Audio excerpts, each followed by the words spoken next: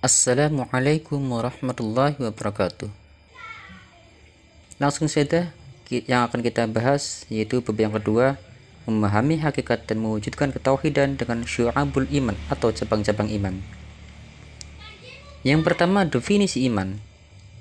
Iman berasal dari bahasa Arab dari kata dasar amana yu'minu imanan, yang berarti beriman atau percaya. Menurut bahasa, berarti kepercayaan, keyakinan, ketetapan atau keteguhan hati. Imam Syafi'i dalam sebuah kitab yang berjudul mengatakan, sesungguhnya yang disebut dengan iman adalah suatu ucapan, suatu perbuatan, dan suatu niat di mana tidak sempurna salah satunya jika tidak bersamaan dengan yang lainnya. Pilar-pilar iman berjumlah ada 6. Yang pertama, iman kepada Allah. Yang kedua, meyakini adanya rasul-rasul utusan Allah. Yang ketiga, mengimani keberadaan malaikat-malaikat Allah. Keempat, meyakini dan mengamalkan ajaran-ajaran suci dalam kitab-kitabnya. Yang kelima, meyakini akan datangnya hari akhir. Dan yang keenam, mempercayai qada dan qadar Allah Subhanahu wa Ta'ala. Definisi syu'abul iman atau cabang-cabang iman. Terdapat 77 cabang iman yang disebut dengan syu'abul iman. Bila mana 77 amalan tersebut dilakukan seluruhnya, maka telah sempurnalah imannya. Namun apabila ada yang ditinggalkan, maka berkuranglah kesempurnaan imannya. Dalil naqli tentang syu'abul iman. Dalil naqli adalah dalil yang bersumber dari Al-Quran maupun Al-Hadis.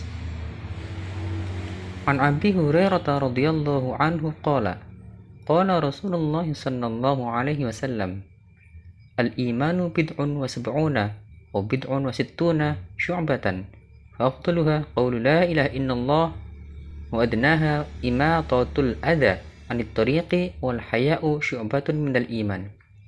Rawahu Muslim. Artinya, dari Abu Hurairah radhiyallahu an berkata, Rasulullah sallallahu alaihi wasallam bersabda, iman itu 77 lebih cabangnya. Yang paling utama adalah mengucapkan la ilaha illallah, dan yang paling kurang adalah menyingkirkan apa yang akan menghalangi orang di jalan. Dan malu itu salah satu dari cabang iman. Hadis riwayat Muslim. Macam-macam syu'abul iman. Macam-macamnya para hadis merangkum 77 cabang keimanan menjadi 3 kategori berdasarkan pada hadis Ibnu Majah, yaitu An Ali bin Abi Thalib radhiyallahu anhu qala, qala Rasulullah sallallahu alaihi wasallam, al-imanu ma'rifatun bil qalbi wa qawlun bil lisan wa 'amalun bil arkan. Rawahu Ibnu Majah. Artinya, dari Ali bin Abi Thalib radhiyallahu an berkata, Rasulullah sallallahu alaihi wasallam bersabda, iman adalah tambatan hati, ucapan lisan, dan perwujudan perbuatan. Hadis riwayat Ibnu Majah. Sebagaimana tadi dibahas dalam hadis tersebut bahwa syu'abul iman terbagi menjadi 3 kategori. Kategori yang pertama yaitu niat, akidah, dan hati, yang mana jumlahnya ada 30 cabang. Yang kedua yaitu lisan atau ucapan berjumlah 7, serta kategori yang ketiga yaitu seluruh anggota badan berjumlah ada 40. Secara rinci, masing-masing dari syu'abul iman terdapat pada daftar berikut. Yang pertama, cabang iman yang berkaitan dengan niat, akidah, dan hati.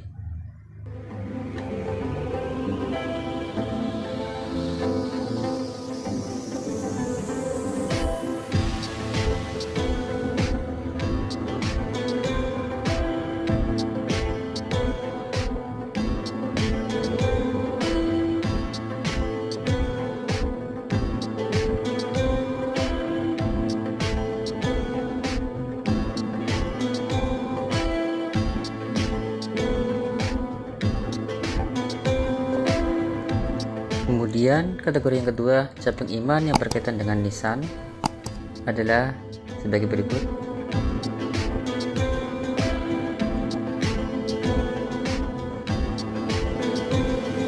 Dan yang ketiga yaitu cabang iman yang berkaitan dengan perbuatan dan anggota badan.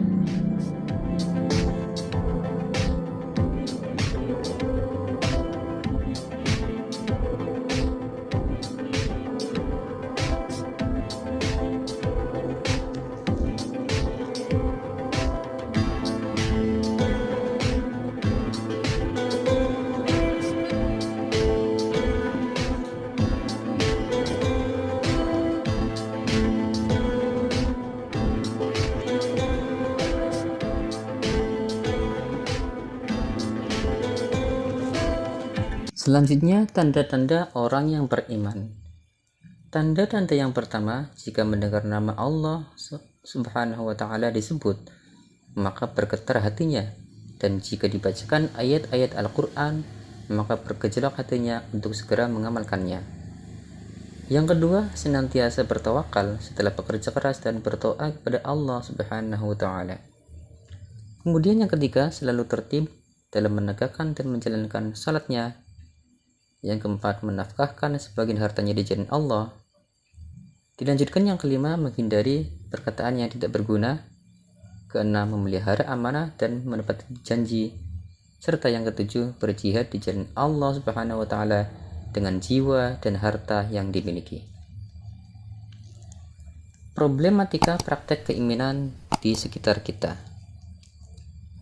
Di tengah semakin pesatnya perkembangan teknologi informasi dan komunikasi saat ini, grafik kenaikan penyimpangan perilaku moral dan pelanggaran norma seolah berbanding lurus dengan tingkat kemajuan peradaban kita.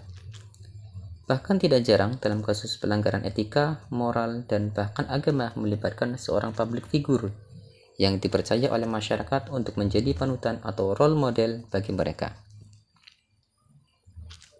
Abu Bakar bin Lail dalam kitab Makarim al-Akhlaq yang meriwayatkan hadis dari Anas bin Malik radhiyallahu an yang berkata bahwa Rasulullah SAW bersabda, setiap mukmin dihadapkan pada 5 ujian, yaitu mukmin yang menghasutnya, kemudian munafik yang membencinya, kemudian kafir yang memeranginya, selanjutnya nafsu yang menentangnya, dan setan yang selalu menyesatkannya.